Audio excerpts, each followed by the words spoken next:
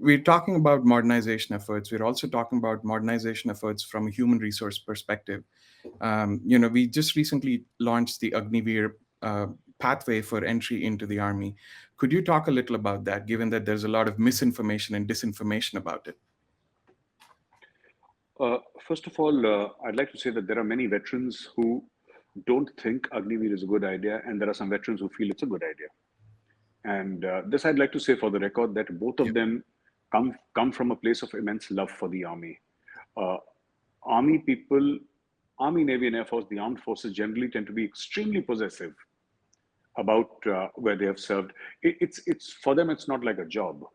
Right. For them, it's not like a job. It's an entire, yeah, it's a calling. It's an entire life, and anything that happens they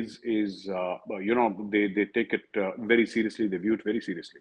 So whether a veteran opposes Agnipath or supports Agnipath, they're doing it from a place of immense love and respect for the army and for the nation. That is number one. Number two, I think that all change is uncomfortable, especially so in the armed forces where we tend to be more traditional in our way of thinking. We tend to be more resistant to change, and wherever there has been change, and this is true for all armies, not just the Indian Armed Forces or all armed forces. I mean, look at what happened in the United States of America when they wanted to do jointness. The Army, Navy, and Air Force could not, bring themselves to operate together. It had to be done, by there was a proper this thing in the American Congress and the Senate, both the houses, and everybody got together, and finally the president had to step in. This happened during Ronald Reagan's time in America, and then it had to be pushed from top.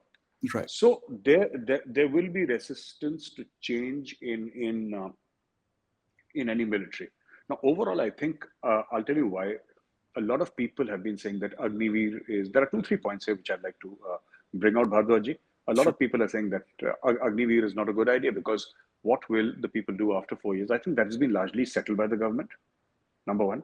And the government has said that they will find jobs and there will be no unemployment after that, and they'll be well taken care of. They have announced reservations, and over a period of 3 4 months, I think it'll all get streamlined. People are already sitting and they're doing it, and announcements are being made, and it'll get streamlined on paper. That is one piece. Uh, but I'd also like to put in a word of caution here. The Army, the Navy, and the Air Force are not employment agencies. Right. You cannot demand employment in the armed forces the way you feel like. So there are two things here. First of all, what the aspirants want, people who want to join the armed forces, what do they want? And secondly, what do the armed forces want? The armed forces say that they want a younger army. The armed forces say that they want a lower pension bill. And even the United States of America, I'll just like to throw some statistics here. India has an annual defense budget of 75 billion US, and the United States of America has an annual defense budget of 750 billion US, uh, 10 times more than India. And the US also has an Agnipath-like scheme. Why? Uh, I mean, if there is a country in the world that does not lack for money, it is the US of A. Right. But at the same time, you see, what has happened is, in our case, it is good to give a sentimental argument once in a while, for the largest common denominator, that national security comes at a cost. Of course, it comes at a cost. Everybody understands. And Right. who understands better than the soldier? Right. The problem is that our pensions are now, if our salaries are 100, the pensions are 125. So our pensions have become larger than our salaries. That is one statistic that I'd like to give.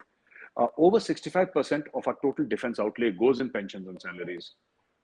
It becomes very difficult to have a modern army. Now, the straight answer to that, which many people would like to give, including many veterans, is just increase it. Increase the percentage of GDP that you maybe put it at 3% or 2.5%, 3% of your GDP on defense.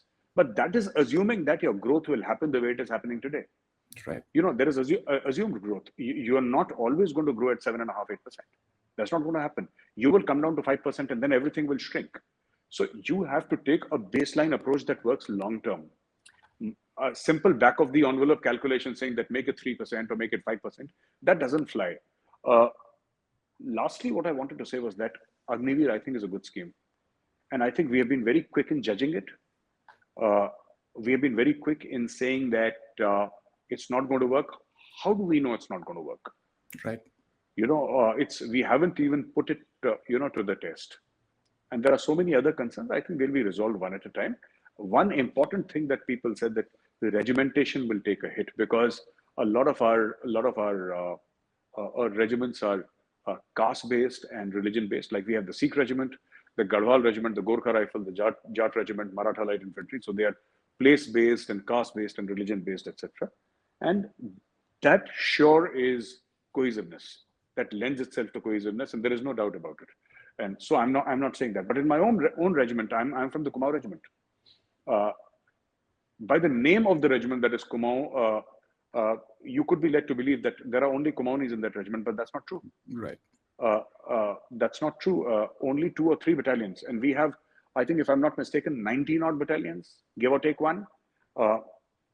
Because 14 Kumaon is now mechanized, 1 Kumaon is 3 para SF. So yeah, around 18 or 19 battalions, and out of them only 2 or 3 are pure. My unit is pure, 17 Kumaon. 3 Kumaon is pure, 100% Kumaoni, right? But other units are mixed. 13 Kumaon is an Ahir battalion. Right. It's not even a Kumaoni battalion at all. So it's all mix and match. You'll have South Indians in the Sikh regiment, Right. and that is the way it is in the Indian Army. So over a period of time, the Sikh regiment will remain Sikh only in name. The Kumaon regiment will remain Kumaoni only in name. The Gurkha Rifles will remain Gurkha only in name. And there is a certain history which we need to be proud of, because all these regiments have done fantastic work. But for anybody to say that it will dilute regimentation, I think we're sounding the death knell too soon. I think we should trust our systems. And I would personally say that we should trust our seniors. They're people with immense amount of experience, and they've done it, they've passed through. And let's give it a fair shot. Let's give it a fair shot.